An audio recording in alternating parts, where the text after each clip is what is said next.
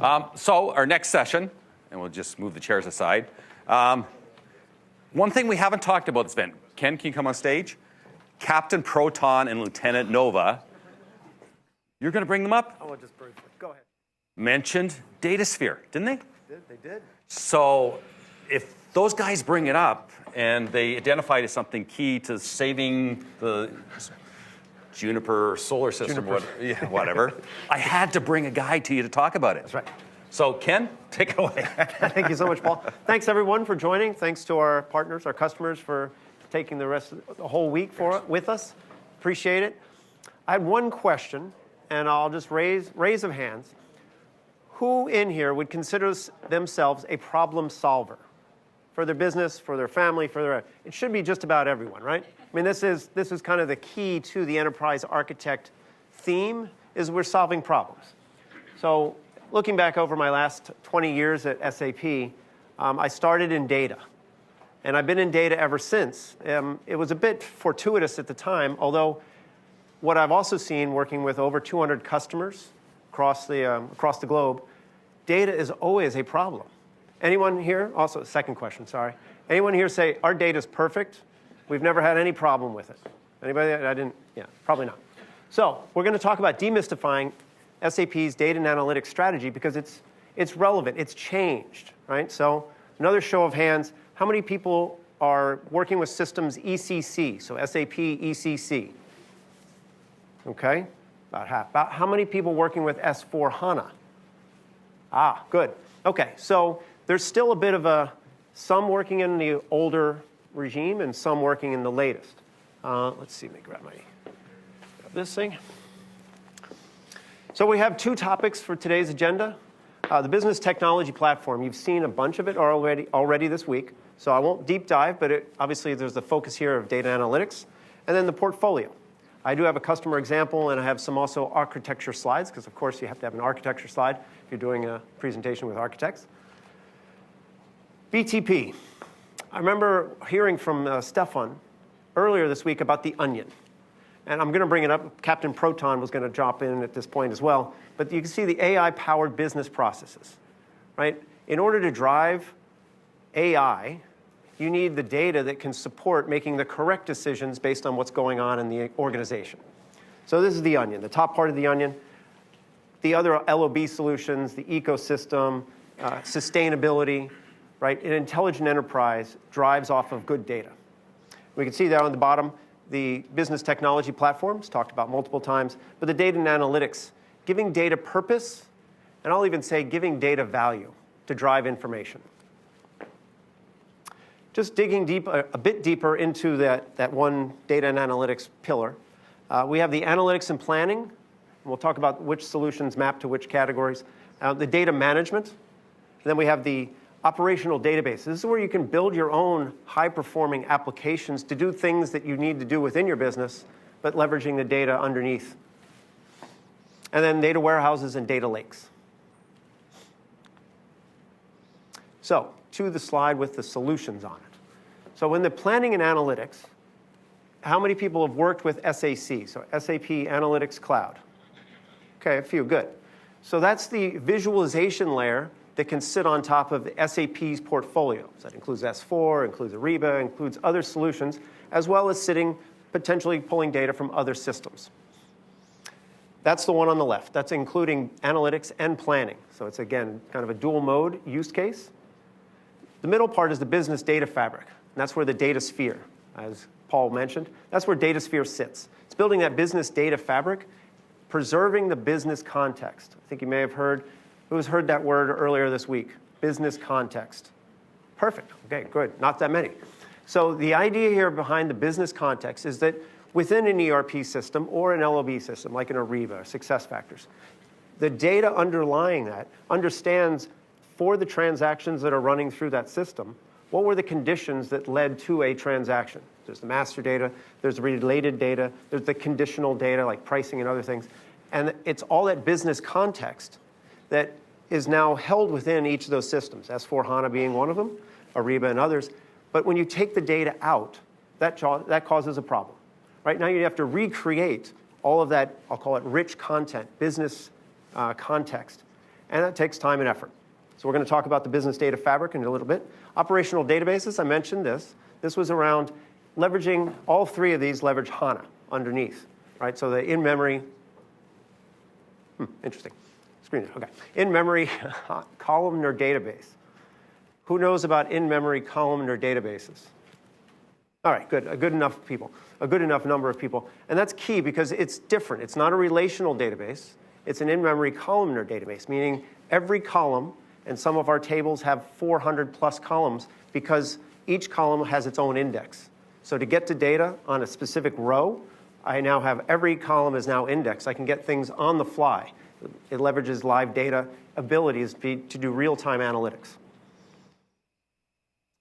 All right, next one. Why a business data fabric? Right? So we talked about business context, and that's an interesting topic, but what's the point? Right? So the idea behind this slide is just mention the business context. When you take that context out, you lose something. But over the period of 10, 15, 20 years, innovation has happened in silos. It was a bit from, like, if you're familiar with the ECC, you wouldn't do analytics within ECC, right? It wouldn't generally work. In fact, the data has to be replicated even within ECC just to keep performance good.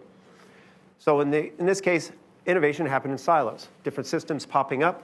I worked with one customer, a large big box retailer. They had 2,000 access databases, all pulling data from something and doing something with it.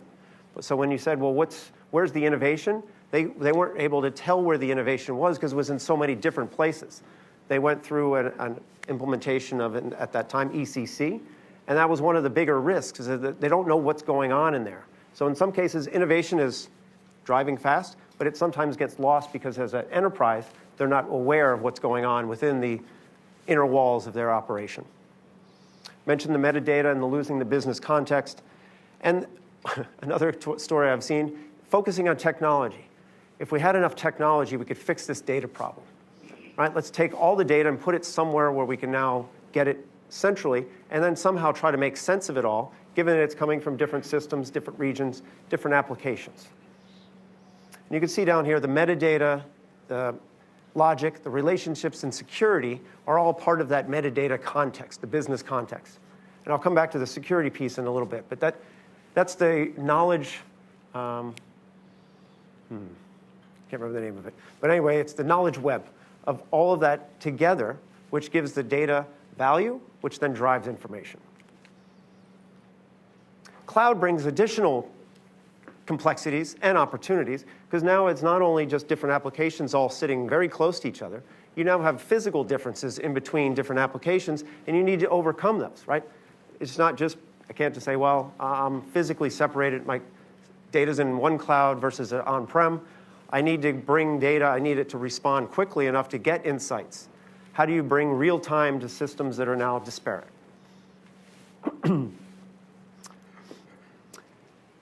A key takeaway to this slide is that last point. It's now on our customers, SAP's customers, to build that information as a web of how do you get a value and how do you build that integration. That's not out of the box. SAP to SAP, we'll call that the out-of-the-box integrations. But it's SAP to non-SAP or other non-SAP systems, third-party systems to other third-party systems. That's on the customer to build up and maintain over time.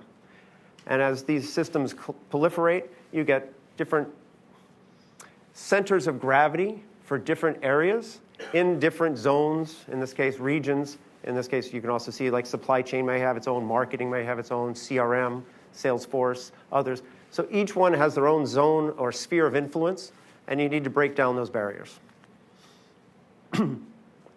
This leads me to, well, they're opposing, right? So we have the technology needs.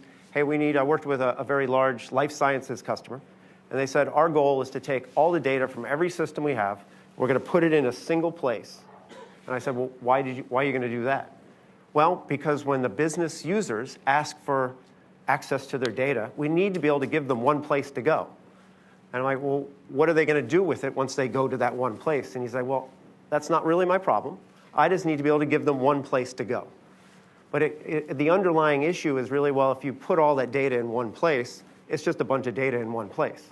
It's not necessarily driving value or driving information.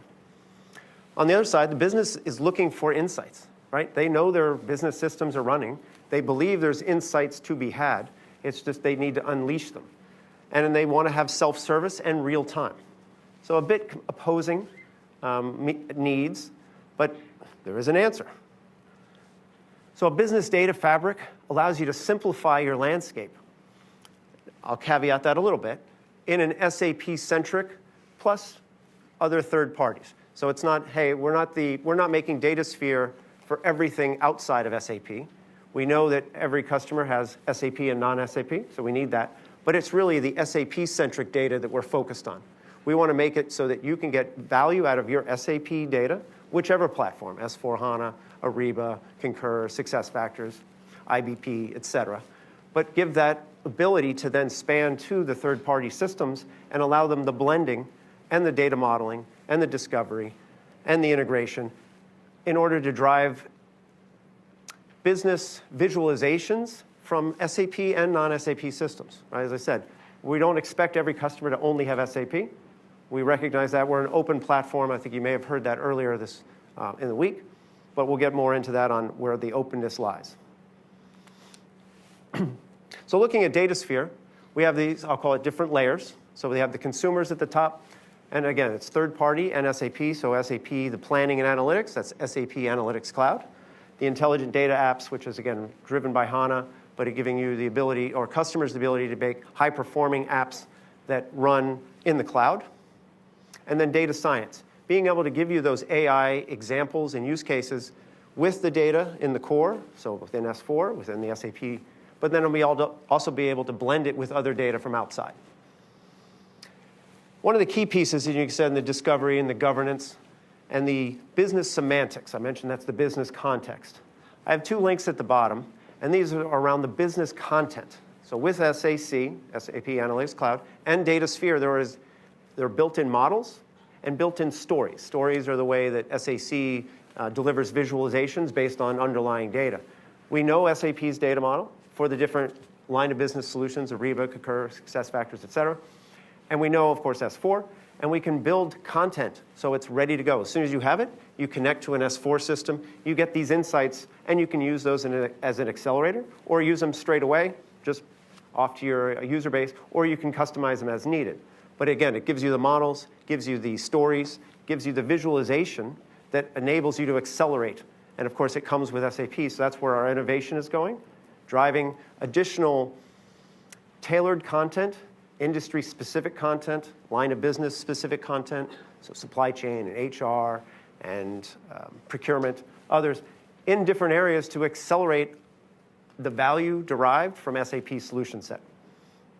You can see, you'll get these slides, but you can see there's a business content at the bottom, and then for DataSphere as well as for SAC, and there are hundreds of these, and you can go and peruse or discover on your own. And we'll touch a little bit later how those are enabled, but the idea is here, DataSphere is that business data fabric for an SAP-centered system. Again, not SAP only, but an SAP-centered system. Any questions up to this point? What is the one data model coming along? Oh, yeah. Great Great question. Systems and so on. I mean, So- it is still disparate.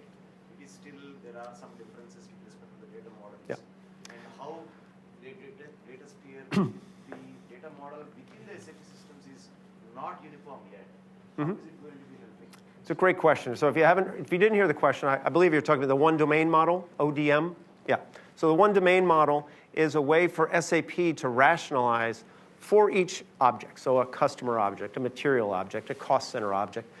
For each of those objects, what are the key identifying attributes that allows me to take the data from various different systems, SAP-specific systems, as well as third parties, and share it with other SAP systems. So SAP behind the scenes is using master data integration, which is MDI, which is using the one domain model for these different solutions or for these different object areas, like a finance area, a cost center, employee object, et cetera.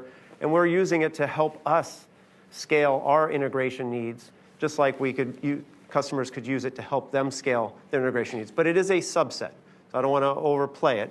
If you look at the one domain model, and we can include a link for it, but it's a whole set of objects, and they have a list of attributes, and you can add your own attributes. So a customer can build their own kind of namespace within the model to extend it for their own needs. Does that answer the question? There is a follow-up, but I'll actually. Okay, and I think there was one over here. Yeah. Following up on his question further, right?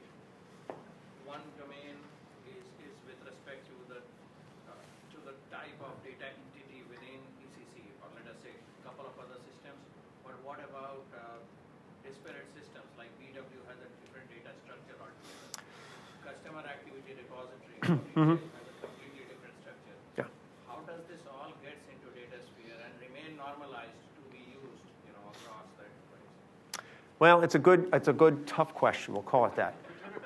I faced that situation, right? So Yeah. So how for the other solutions in the SAP ecosystem, you mentioned CAR, Customer Activity Repository, BW was another one that was mentioned. How does the one domain model pull everything together? Because that sounds like a heavy lift. The short answer is it's not pulling everything together in totality. It's bringing essentially the identifying attributes for different objects, but it's a journey, I'd say it that way. We're building up so that we can help scale as we move out into different lines of business solutions. Some of our historical solutions, there's still some catching up to do in order to harmonize all of the different data layers. Excuse me. Follow-up question?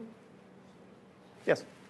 So with non-SAP data and data lakes that are already existing, you advocate for virtualization through DataSphere and creating those data models? Yes. Short answer is yes. Let me just hit on the open extensibility, and I'll come right back to that question. We have a diagram that would help explain it. I mentioned the open extensibility. So we also realize that SAP DataSphere, as it is, may not be everything to every customer.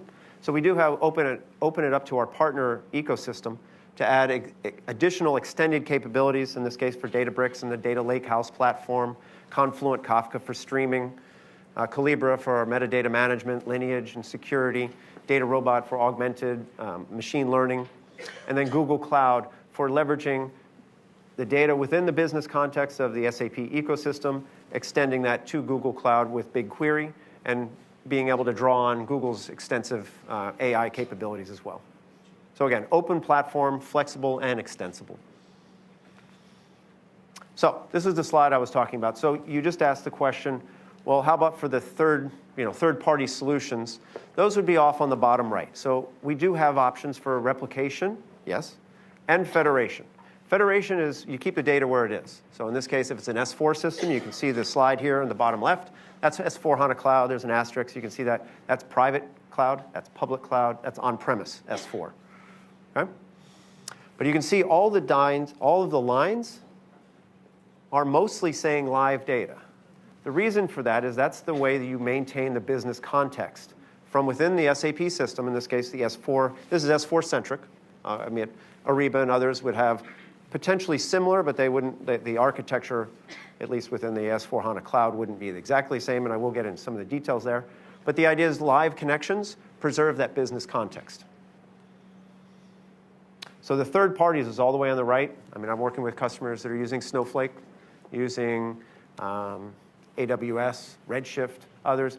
So it's not that we're positioning DataSphere to replace systems that they've already invested in, but in an SAP-centric ERP world, that I believe, there are value drivers for having that live data connection to keep, one, the security, the business context, and high-performance analytics, all within, in this case, the S4 HANA layer, but giving you access to that data in a live fashion.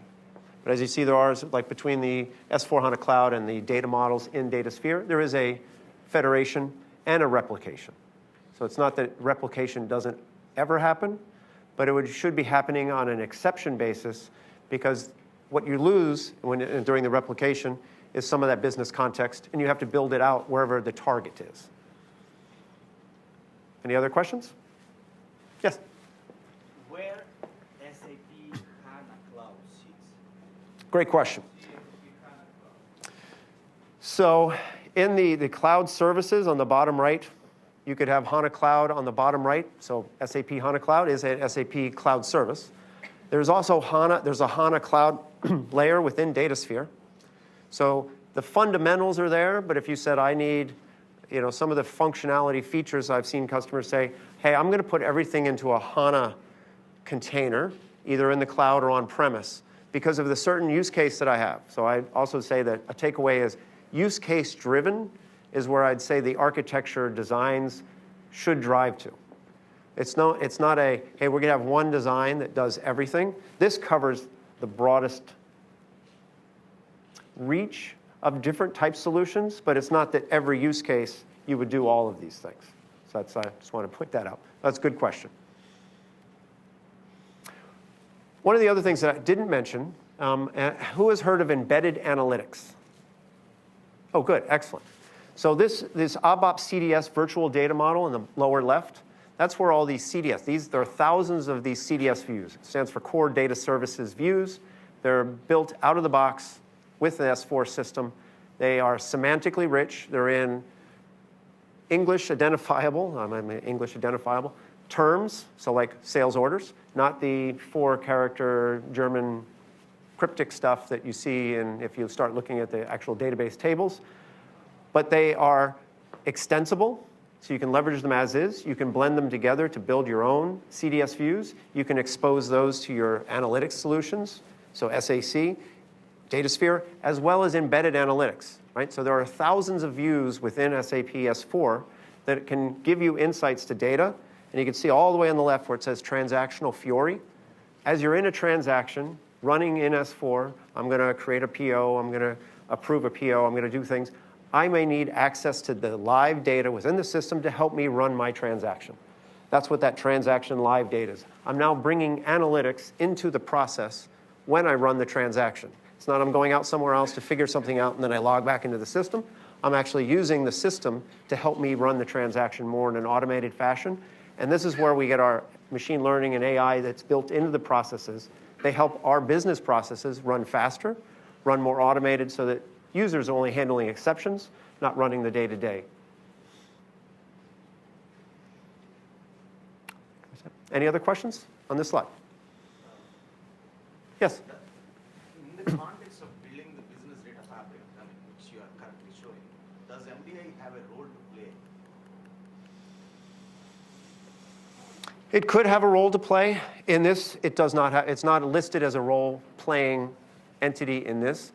Again, for the general use case of MDI, it's SAP to SAP communication. So S4 to Concur, S4 to SuccessFactors, those types of things. So it's to help us, SAP, build those solutions and those integrations in a more scalable way. It can be extended and such for other customers, but this is more of a data play, not the transactional kind of, I need master data from one system to another. That's not this. That's, again, different use case. All right. Mentioned the self-service, comprehensive data governance. So it's not that all the data is in one place, but I can get to all the data from a single construct. Real-time data, I mentioned that with the live connections, and a simplified data landscape. So let me get to this customer example because I think it's a good one, and I've seen, it's a real one. We'll call it that. So you can see up the challenges, multiple data silos, right? Complex mechanisms for data management, multiple analytics tools. Right? Why is this? This is a company that does gases, so industrial gases, medical gases, mixed gases, et cetera. And they had, I have a diagram later about exactly what their landscape looked like. It's probably very familiar to many people. But I wanted you to read the quote up in the upper right from the CIO. DataSphere provided us with a solution to build a harmonized layer across SAP and non-SAP, cloud, and on-premise databases, data sources. That's a key component. And as again, all of what we showed. No surprise, that's what they used it for. That's what we built it for. But the idea is that it is real. Customers are using it. There's another use case for DataSphere for, I don't know if any folks have BW? BW. There's also a way to migrate off of BW called BW Bridge, and DataSphere supports that use case as well. But again, simplifying a landscape over time, but giving you the data-driven insights that you're looking for. So this is the analytics landscape that they had, right? So they had the BW on HANA, they had ERP, and then the other SQL. So they're extracting data, trying to make sense of it over in that SQL database. Again, various tools, Tableau, in this case in the visualization layer, different systems, Salesforce, Oracle, feeding it in, and all of the things that they had, there were challenges. And, the crisis in 2020, we realized that we had to do things much faster. We couldn't rely on, we needed it quick. And when you have multiple tools and technologies, data duplication, you try to do things fast, you may jump to a wrong conclusion just faster. So looking at delays in data availability. Another one is I've seen it very frequently is the drain on IT resources. The IT folks, are those budgets getting bigger? IT resources, budgets getting bigger? Anybody? No. So you have to do more with less, or maybe even more with the same. But the idea is the drain, having to do all of this plumbing and care and feeding of systems takes away from other value-added activities. So what did they do? Well, of course, they did exactly what we described. This is why we built it, right? The goals, data-driven, agile enterprise, rapidly deliver high-value data insights to run business transactions to help them be competitive in the market. Increase the trust. This is an interesting one that I've talked with customers, and they say, well, we have a report, but nobody really believes it. I have a spreadsheet. That's the one that's the real good one. This report, we don't really believe it. So building up that trust is important. If you want to scale your analytics, you need to have people trust the data that you're delivering. Single version of the truth. Again, that's not bringing all the data to one place, but it's, I'll just go to the next line. It's giving that pipeline of sources on the left, consumption on the right. You get the kind of the IT space is making sure that all of the connections are valid, secure, and appropriate. And then you give the modeling capabilities in that data sphere space to your business leaders, business stakeholders, business power users. So they can build and model, not at free will necessarily, but they can always rely on the trusted connections and the data that they're sourcing from. So they can build trusted models and then bring those out and allow them to scale the IT capabilities, right? So IT does the left side, and then the business can scale themselves. All right? Progress and benefits, right? So many use cases. I mentioned a couple of different ones that are across lines of business. So the spend analytics, plant operations dashboard, work with a large high-tech customer, and they have multiple data sources, not just SAP, but also plant data. So being able to bundle all this together in one place to give insights. So one takeaway quote. Utilizing the business context within SAP's portfolio is easy, and it drives value. Recreating it can be difficult and drives cost.